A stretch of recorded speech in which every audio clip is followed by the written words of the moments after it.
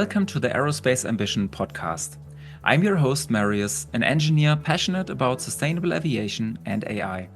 In today's episode, we're going to further explore the role of ANSPs in sustainable aviation. ANSP stands for Air Navigation Service Provider. I'm delighted to welcome Michelle Bishop from CANSO, the Civil Air Navigation Services Organization, as our guest. As the overseer of CANSO's global programs, Michelle plays a pivotal role in leading the strategy for air traffic management. She spearheads the efforts of over 20 international workgroups dedicated to identifying and fostering the adoption of best practices across the globe. Additionally, Michelle is responsible for industry relations with other aviation stakeholders and for CANSO's activities at ICAO as the voice of ATM. Michelle, welcome on the show. Thank you. Thank you for having me. Thanks for being here. And I'd like to start with, it's not really a personal question, but I'd like to know what the experience was like when you co-moderated the two-day event, Sustainable Skies, in Brussels last year, which focused on contrails. So what was it like, this experience of moderating this big auditorium? And maybe as a follow-up question, do you think it has changed the ecosystem in terms of, concrete actions for contrail management? The conference in November 2023 was, I think, a really important event that brought together the ATM community with the scientific community in a really productive way to talk about, the challenges around the levels of scientific uncertainty, the challenges around weather forecasting, and the challenges of operational mitigation, and where studies have shown some promise, both with operational avoidance and with sustainable aviation fuels and other things that might mitigate contrail formation and contrail impact on climate. So it was a busy 2 days. Great to host that event with Eurocontrol. They're a wonderful partner in those sorts of things.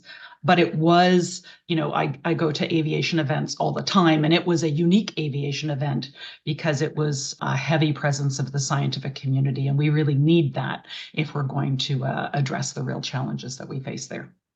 And do you reckon it has changed at all the perspective on concrete actions? Even were there any concrete outcomes? I think it's increased the awareness of the work that's being done. I think that there is a great deal of work underway. We had at the conference presentations on studies that are going on in the United States, studies that are going on and just getting started in Europe, ones that have concluded that briefed on the results.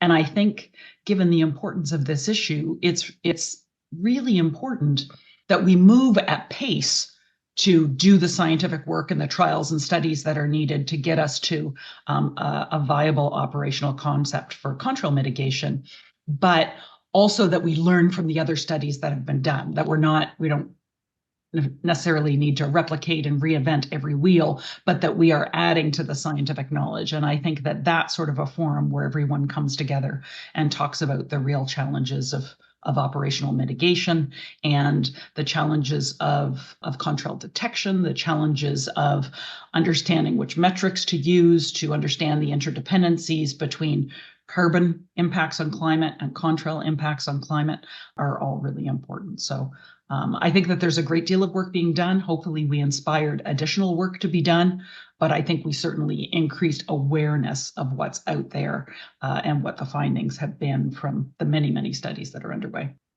Perfect. So we'll get back to contrail management in just a bit, but before, you bring a very good perspective for this problem as you're working for CANSO. And since this is the first time that we are including this perspective, maybe you can share with the audience what is the role of CANSO and how does it contribute to sustainable aviation?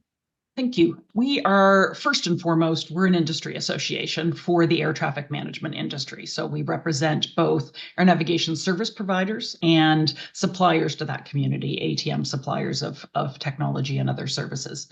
And in that role, we've been very active with other stakeholders in the industry, advocating for policy that is supportive of the industry achieving its ambitious environmental goals.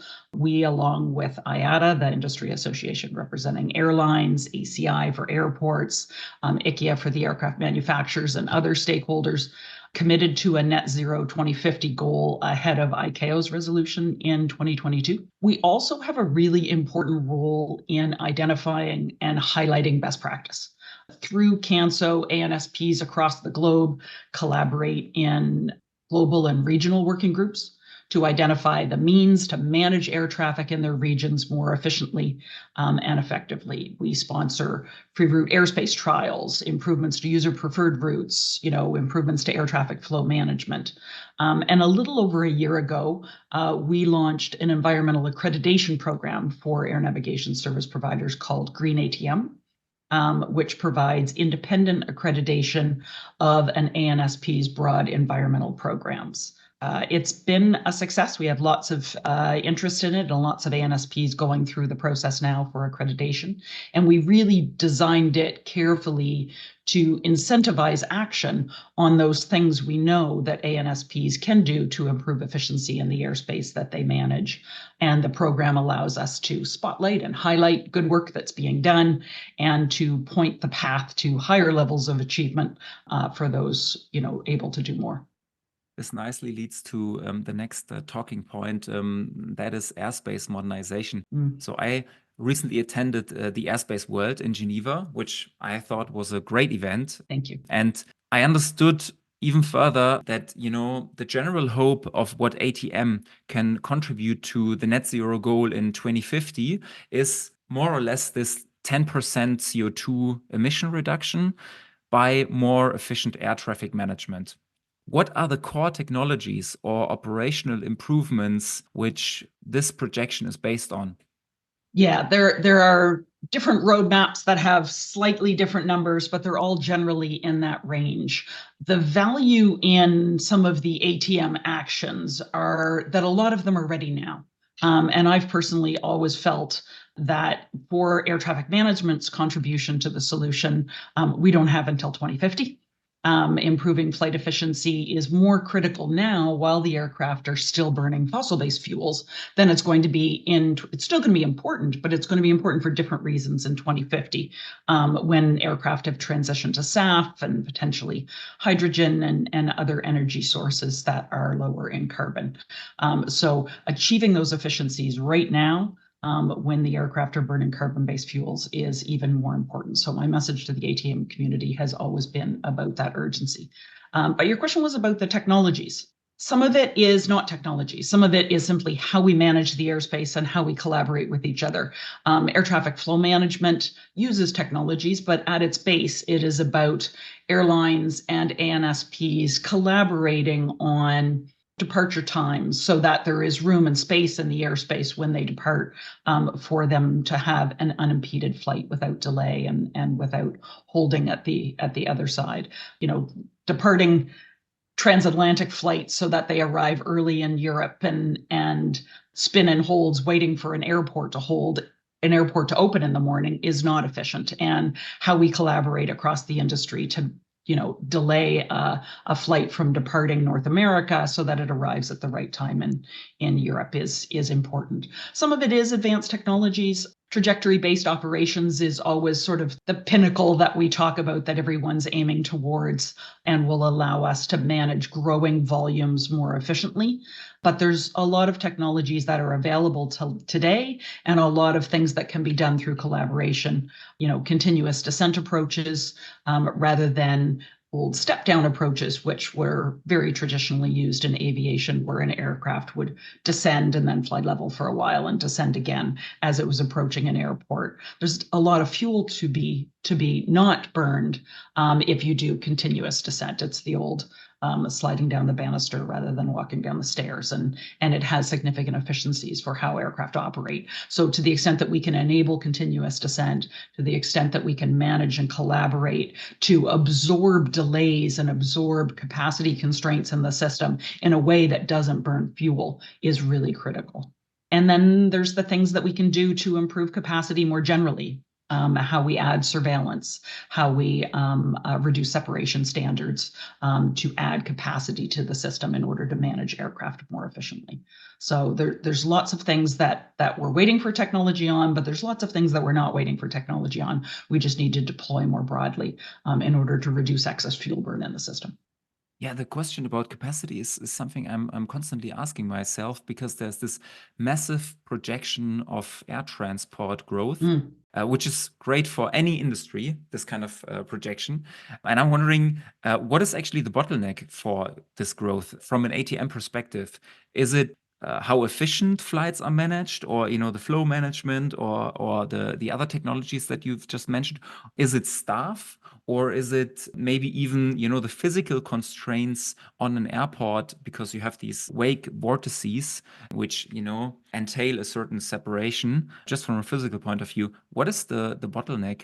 I mean, a bit of all of the above. In the things that you've mentioned, airspace is a valuable asset, and we attempt to manage it in a way that is efficient and sustainable to support growth as it comes, to support connectivity and the economic benefits that aviation brings. A lot of the growth projections, and we've seen figures such as a doubling of traffic by 2040, is based on economic projections, and the forecast suggests that a lot of that growth is going to happen in Asia. In India in particular, traffic forecasts are extremely ambitious, that there will be significant growth as some of those countries experience economic growth themselves. So there are a lot of challenges to that growth. There are supply chain challenges right now in aircraft manufacturing. There are challenges in airspace capacity. A lot of the constraints are, as you mentioned, airport capacity. It's challenging to build new runways and build new airports, and those are extremely long processes. So managing the asset of the pavement at an airport to get maximum capacity and maximize your arrival rate and your spacing on final and those sorts of things, and your time at gate and all of that in a way that maximizes the use of that asset, but does not have, for example, long wait departure queues where the aircraft are burning fuel in a departure lineup waiting for their turn to depart. So it is a real balance in how we manage the assets at airports in order to have as efficient a flow as possible. The airspace itself, there is congestion, and there are areas of the world where that congestion does drive some inefficiencies in the system in how airspace is managed. But it is still a big sky, and we've got volumes. But when we look out to projected growth in aviation, we're looking not just at growth in traditional aviation. We're looking at growth in urban air mobility and new novel forms of transport, and the increasing use of drones. And what we're seeing is a real significant increase in commercial space launch activities as well. And all of those things are demands on the airspace that need to be managed in order to reduce the inefficiencies and safety above all. So growth has always been our challenge. It was our challenge pre-COVID. It is a challenge that has certainly returned. We've seen traffic bounce back well above 2019 volumes, while approaching it in some regions in passenger numbers. We're already well ahead of 2019 volumes in number of movements and hours in the airspace. We've seen some shifts in the traffic. So it's the challenge of growth is back. And it does, give us challenges as far as how the airspace is efficiently managed, and puts new requirements on us on how we collaborate and how we use technology in order to ensure we're not adding inefficiencies and congestion in the skies. Another thing which can increase efficiency is, for example, a remote tower. which basically digitizes, the ATC tower. And I'm saying this because I want to get to a different point, and that is AI. So I'm using the marketing term here, AI, but let's just say machine learning. So we take it more seriously. But of course, the more you digitize your operations, the more room it leaves to add or augment machine learning elements to it. And I already saw, for example, that you have cameras pointing outside, and then you can augment that visual reality by doing some segmentation, and you could show, hey, there is the runway, it colors the runway, it colors the aircraft moving around. So that is one element where machine learning can, for example, aid the quick understanding of the situation. But generally, I mean, ANSPs, they are safety critical. And I'm wondering, what role does AI play today from your point of view? And what role could it play in the future, given how safety critical these systems are? If you were at Aerospace World in Geneva, you certainly heard a lot of talk about artificial intelligence and work that is going on to try and understand how it might help solve some of the problems in air traffic control. It is being used today in some very limited extents. There are ANSPs who are using digital twins, for example, in order to model and test different ways of approaching traffic constraints and management around thunderstorms and those sorts of things, in order to give them better information for how to manage constraints with reduced impact. We do think that artificial intelligence, automation has always been a part of air traffic control. To date, a lot of it has not been artificially intelligence based, but in the future, we do think that there is a significant promise there. I would speak probably a little more about trajectory-based operations than digital towers, as an AI application that may drive further efficiency in the skies. I think that the future visions of a full TBO environment in which an aircraft's flight is deconflicted from other planes and managed optimally before it ever takes off. And then that aircraft meets its time and place standards along its trajectory is of significant benefit if we can get there. So we're doing a lot of work in collaborating with others around artificial intelligence and looking at research sandboxes, and we recently expanded the membership of CANSO to include academic and research institutions for that very reason, where we know we need to collaborate with a number of bodies in order to try and bring additional resources to bear for how we manage increasing growth and congestion in the skies efficiently. And artificial intelligence is likely going to play a role in that. But we're still in the early days of figuring out what its final role may be. So research and AI applications are maybe a good way to circle back to contrail management. AI also plays a role, for example, in the detection of contrails on satellite images. Now, do you think that the perspective of ANSPs and ATM in general is represented sufficiently in the contrail management discourse? I think that there have been a lot of studies done that have been post-operational studies looking at identifying contrails, looking at identifying which contrails had the most significant impact on climate, and coming to the conclusion that it's a fairly small percentage. I think the challenge that the ANSPs are keep bringing to the fore is there's a lot that can be done in post-operational analysis, looking at the traffic flow, looking at the contrails that formed, and figuring out what happened there and what might have been done differently.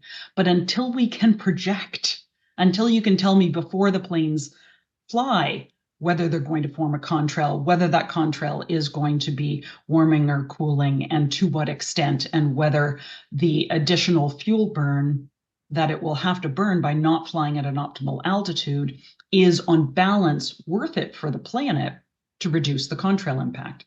And it really is I think that's where ANSPs are sitting this today, is we're trying to get to the forecasting bit. And there have been real challenges with the forecasting bit. A lot of studies that have involved actual airplanes flying, where you predicted that there was going to be a contrail, you moved the planes, but the studies seem to show that there might not have been a contrail. The false positives, false negatives are real in the airspace, and those present challenges, because while everyone likes to say that it's a very small percentage of flights overall, and it is a very small percentage of flights overall, those flights aren't randomly spaced throughout the airspace.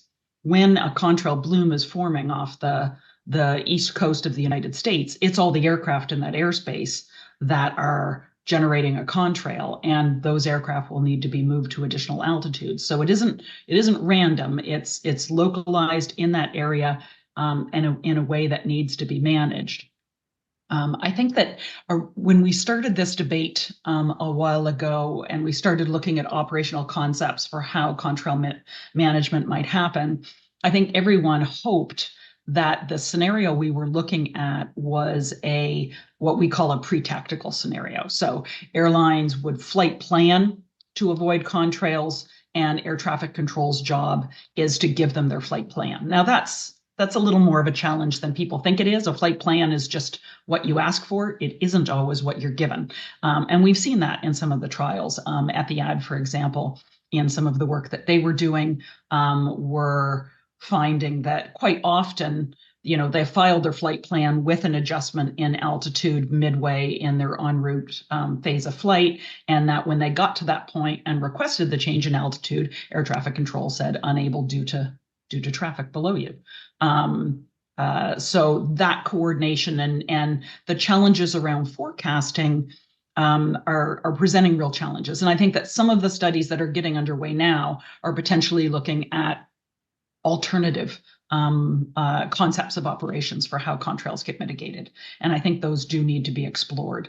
Our accuracy in detecting contrail blooms as they start to happen is better than our forecasting 6 hours out, 8 hours out when airlines are doing flight planning. So I think that there are alternative concepts being looked at now that are more of a nowcasting of what we're seeing in the airspace and more of a tactical response to it. But that has other challenges that we need to test and explore. There haven't been real-time flight trials of a nowcasting tactical approach to air traffic management. The only study that I'm aware of was a simulation that Maastricht Upper Air Center did of putting some controllers in a simulator and giving them artificial traffic runs in order to try and have them practice how they would move the planes out of those altitudes and vacate those altitudes where a contrail formation was likely. But I'm not aware of anything that's been done in the airspace yet at that sort of a tactical approach. The reason the tactical approach is preferred over the pre-tactical is because of the challenges with forecasting. And I think that we may get back to pre-tactical once we've had some improvements in forecasting, once we maybe address some of the challenges with data availability of humidity data aloft. And some of those things are being explored, and hopefully that will improve forecasting and get us back to a pre-tactical, because I think that there are real benefits to that. For how the airlines plan, how they upload fuel, all of those sorts of things, and pilot and controller workload. As far as the pilot-initiated or controller-initiated tactical approach, I think we have to let the study show what works better and what some of the challenges are. It may be that if we feed information to the air traffic controller from some of the satellite imagery that is detecting contrail formation in real time, that the controller can manage and initiate altitude changes and plan those altitude changes in a more comprehensive way than just responding to random requests from different pilots flying through the airspace. But I think we've got to wait and see what some of the studies show. It's an important piece that does need to be looked at. Fair enough. Part of the research is always you've mentioned it already, to point out, it's called a confusion matrix in statistics. So within this concept of the confusion matrix, you could basically make a prediction, whether it's right or wrong, and then you have an effective reality or result, and that's also right and wrong. Previous studies have shown that the prediction of ice supersaturated regions, which, under certain conditions, form persistent warming contrails, the false predictions are relatively high. However, the overall result, that is something I want to point out now. The overall result is still, even taking into account those false predictions, the overall result is still a positive one for the climate, because just the contrails are they have a so much higher CO2 equivalence value, even though you may get it wrong. This leads a little bit to a philosophical question here. And the question is, what certainty is enough? I'm smiling while asking this question, but Yep. it's a little bit of a philosophical question, because one could always point at this confusion matrix and point out this one number where the predictions are wrong, but one may also argue that overall, given all these uncertainties that we have, taking action actually leads to a better climate impact. How do you look at this philosophical question?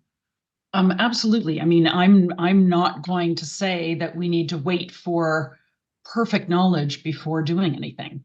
I do say, though, that we are a safety critical environment, and we need to understand what the concept of operation is for how traffic will be managed. Because the reality is, if and I'm not talking about the uncertainty about impact on climate. I'm talking about the uncertainty of weather forecasting. If the uncertainty of weather forecasting is great, and we have false positives and false negatives in our contrail predictions, and lots of studies have showed that. There was a United Airlines did an interesting trial in the United States where they took aircraft that were doing quick turnarounds. They were going from A to B and they were returning back from B to A. And there was a supersaturated region in between where it was forecast that contrails would form. And in one direction, they mitigated, they changed altitudes. And in the other direction, they didn't mitigate, they flew their original flight plan. And while they did conclude that they've reduced contrail formation, it was also important to note in the study that in the leg of the flight where they did not mitigate at all, they just flew through the ice supersaturated region, only 50% of those flights formed contrails. So for us, what that means is the likelihood of over mitigation. We talk about a small percentage of aircraft that actually form contrails. We talk about an even smaller percentage of aircraft that form the most warming contrails. But if we can't tell who those are going to be beforehand, and we can only tell post-ops, it doesn't help us. And if the predictions err on the side of caution and they suggest that somebody's going to form a contrail that was never going to form a contrail, or that contrail was not going to be significantly warming, the risk of over mitigation, the risk of moving a lot of planes, causing added congestion in the airspace, causing added workload for pilots and controllers with altitude changes and en route, and a number of other disruptions in the airspace and additional fuel burn associated with that. Those are things we need to work out. We need that margin of over mitigation, and it's not the uncertainty of do contrails warm the climate. It's the uncertainty of can we effectively predict which planes are going to generate them. And that's the challenge that's I think more that we need to work on. Yeah, these are the negative side effects that we need to take into account, and the side effects unfortunately have higher certainty when you emit CO2. However, talking about this, it's also known as fuel penalty. Yes. So the fuel penalty, when you divert a flight compared to the original flight plan. Now, this is also something I want to question, because I remember Professor Ian Paul was on episode 4 for anyone who's interested, and he stressed that even now, without any contrail avoidance or management, airlines rarely operate at the optimum flight route for many reasons, some of which you've already pointed out. Mm-hmm. And generally, these airlines are naturally optimizing for the financial baseline or for the overall cost of operations, but not only for fuel cost or CO2 emissions. So I'm wondering, what is actually a fair baseline to compare or to calculate these fuel penalties against? It is an interesting point. I mean, I believe that I understand what he's talking about of how airlines optimize their flight planning. But the reality is that fuel is such a large component of their cost. It is not like they are not optimizing for fuel. No one is going to burn significantly more fuel um, for other operational reasons. It is such a large component of costs that it is usually fuel that's optimized for. Now, in the airspace, can we always give them their optimal flight profile? Not always. There are a number of reasons. There's a number of other competing uses on the airspace. There's congestion. There's limitations. In the North Atlantic, for example, for a lot of years. Aircraft flew largely at the same altitude across the North Atlantic, where for optimization and fuel burn, the aircraft, as they became lighter and they burned fuel, would climb to higher altitudes. What is their optimal altitude gets higher. The air navigation service providers in both Canada and the UK have in recent years implemented additional surveillance, which has increased capacity in the North Atlantic and allows aircraft now to climb as they burn fuel and stay at that fuel optimal altitude as that what is fuel optimal changes as the aircraft burns off fuel and gets lighter. The airspace is not perfect, but the fact that airlines aren't planning lowest fuel, I think is a little overstated. Okay. I'd like to conclude this section by throwing in our tradition to pass on a question from a previous guest to the next. And as mentioned, Sean Andrews from NETS was our previous guest. And I know Sean. I love Sean. Yeah. She'll love to hear that. And she asked you the question, will industry action on mitigating warming contrails be operationally widespread in the next 5 years? Ooh, good question, Sean. I'm optimistic that it will. I think that there is a great deal of energy and effort behind doing the studies and work that needs to be done. I think particularly in those regions of the world where we are experiencing a lot of contrails, Sean is a good one to speak to it. She's working at UK NATS, and they're responsible for half of the North Atlantic, which is a particularly sensitive area because of its cold air and high humidity, and the nature of the traffic flows there do give us some opportunities to do something on mitigation. And I know she's spearheading some work at NATS to do that. So I am optimistic that we're going to get to an operationalization of contrail mitigation in that time frame. But I do think that we need to keep the momentum and the pressure behind the studies and the work that needs to be done in order to come up with a operational concept for how we do this in a way that doesn't create other unintended consequences, either for the airspace or for the climate. I think it's good you differentiated between regions. When it comes to certain approaches, some regions are more prone for the creation of persistent warming contrails. Another factor that needs to be taken into account might sound a little bit random at this point of the interview are military conflicts. We've seen with the Ukraine war, that large part of airspaces which were very crucial, for example, for flights from Europe to Asia were closed down.